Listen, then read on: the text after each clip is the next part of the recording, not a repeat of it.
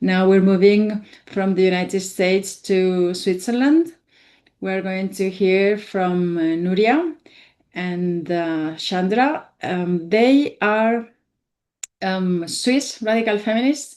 One, she's a concerned mother, and both are activists for many years. They met on Twitter 5 years ago, and now they are now co-founders of the only true feminist organization in Switzerland, whose name is Femina Helvetica, and they are going to tell us about that in a minute. So thank you very much, Nuria.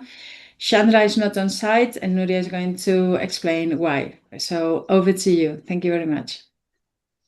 Hello, thank you, Amparo. My name is Nuria, and my Swiss colleague is Chandra. Due to our personal circumstances, I'm in a position to show my face, but my friend is not. She will be the one walking you through the situation in Switzerland. And now, Amparo, if you want to start with the slides, thank you. There. In Switzerland, too, the discourse in favor of the concept of a gender identity has gained popularity and has replaced the reality of sex in certain areas. Consequently, we have witnessed men entering spaces and groups that were previously reserved for women. The next slide, please, Amparo. Even though the Swiss Criminal Code ensures that men and women are separated in correctional facilities, a man was placed in a women's prison in Zurich in 2022. The trans lobby managed to get the Swiss Center of Competence for the Enforcement of Criminal Sanctions to publish an extraordinary paper allowing people to choose which prison they are placed in based on their self-declared gender identity. While Swiss German news outlets reported that women opposed the men's presence in their prison, Swiss French news outlets claimed that there was no problem at all. The next slide. Men have entered lesbian communities. LGBTIQ+ organizations refuse to debate this violation. In line with the concept of gender identity, men have even been invited to speak at the lesbian conference in Lausanne and on a lesbian podcast in Swiss television. The National Umbrella Organization for Lesbians, LOS, Lesbian Organization Switzerland, has allowed these men to march alongside them at lesbian protests. Next slide. Regarding women's shelters, although we have not heard of any men being accommodated in women's shelters, an organization in Bern that works to protect women against domestic violence now offers services such as a helpline to intersex people and those who claim a transgender identity. We contacted them and learned that they are currently discussing the possibility of housing people who claim to be transgender in women's shelters. Next, please. In sports, a Swiss man took part in the Women's Judo World Championship for veterans in Marrakesh in 2019 and won. Another man took part in a women's cycling race in Zurich in 2023 and won too. Some sports clubs, such as the Swiss Hockey Association, have opened their doors to men who wish to train with the women's team. Some male journalists in the Swiss news have praised men competing in women's sports. Next slide, please. The concept of gender identity has also spread to schools, where students who identify as transgender are now being affirmed. This means they can change their names and pronouns and use the bathrooms, locker rooms, and dormitories of the opposite sex without necessarily informing or seeking the consent of their parents.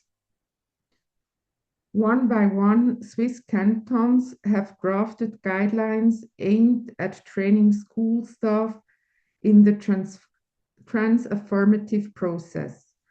Zurich started in 2020, followed by Vaud in 2021, Valais in 2022, and Basel in 2024. Geneva has had guidelines in place since 2020, but has been reviewing them due to pushback from parents. Nevertheless, we know of parents who have lost custody of their child because they refuse to affirm their child's trans identity. These cases have never been reported in the news, so no one knows about them. Schools welcome LGBTIQ+ associations to give speeches and promote the concept of gender identity. Most parents are unaware of their presence in school. Following schools' promotion of gender identity, hospitals are providing hormones and surgeries to minors as well as adults. Next slide, please.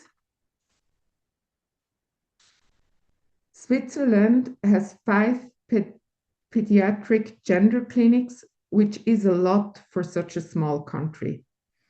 Data shows an increase in the number of girls undergoing double mastectomies, including minors. Between 2018 and 2021, 10 girls under the age of 15 underwent an elective double mastectomy. In 2023, 32 girls under the age of 18 underwent the procedure, including at least one girl under 15. Since 2016, the number of women under 25 undergoing mastectomies has increased at an alarming rate. We don't have any data on people taking cross-sex hormones or those on puberty blockers. Therefore, we don't know how many there are, which is quite surprising in the age of data collection. The next slide, please. In public spaces, trans activists have had great success in degendering public facilities, particularly women's toilets and changing rooms, by removing sex-specific signage. The new trend of unisex toilets is gaining ground. This is already the case at the universities of Lausanne and Geneva. In Zurich, when a new school building is planned, unisex toilets are mandatory. Sex-segregated toilets are no longer respected anyway, since the notion of self-proclaimed gender identity now takes precedence over sex. Consequently, it has become commonplace to see men entering women's facilities in certain venues. The next, please. The trans lobby has encouraged a new language that specifically targets the word woman. They replace it with dehumanizing expressions that reduce women to body parts such as person with a vulva or person who menstruates. Swiss television has used these expressions too. The next slide, please. To show their commitment to the cause, Swiss companies can buy into a LGBTI label. They are promised an increase both on their attractiveness as an employer and their image as an organization. This association sells the label and training. In return, the companies are required to meet various demands, both linguistic and organizational. So the forced language reaches every aspect in the company's life. An example is it's no longer maternity leave and paternity leave, it's the parent giving birth and the parent not giving birth. The other organization, the Rainbow Cities Network, where different cities are in is to engage and connect civil officials of local administrations, policymakers, and experts worldwide in order to facilitate and include LGBTI policies in every level of society. Next slide, please. We are particularly concerned about Swiss institutions changing their policies to be based on the concept of self-declared gender identity rather than sex. The Federal Statistical Office and the Swiss National Science Foundation are already operating this way. The next slide, please. The Swiss self-ID system is different from those in other countries, as gender identity is not recognized in law. Instead, people change their legal sex. Since 2022, citizens can change their legal sex in the Civil Status Registry with a simple declaration for 75 Swiss francs. It's about 70 pounds. No additional requirements are needed. The option to register one's gender identity as one's sex is a further step towards the erasure of sex as a biological fact. At the time this law passed, there was no media coverage.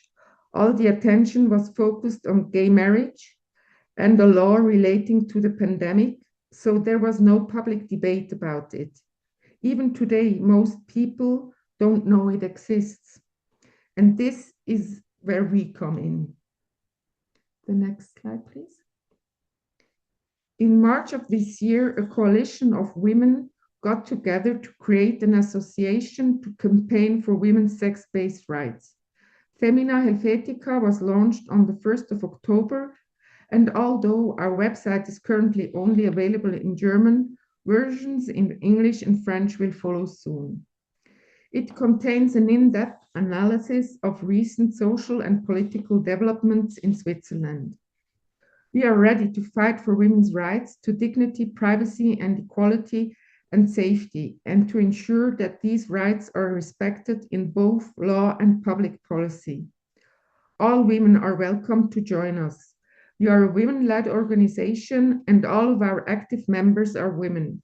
However, we also welcome men as supportive members. Thank you for your attention.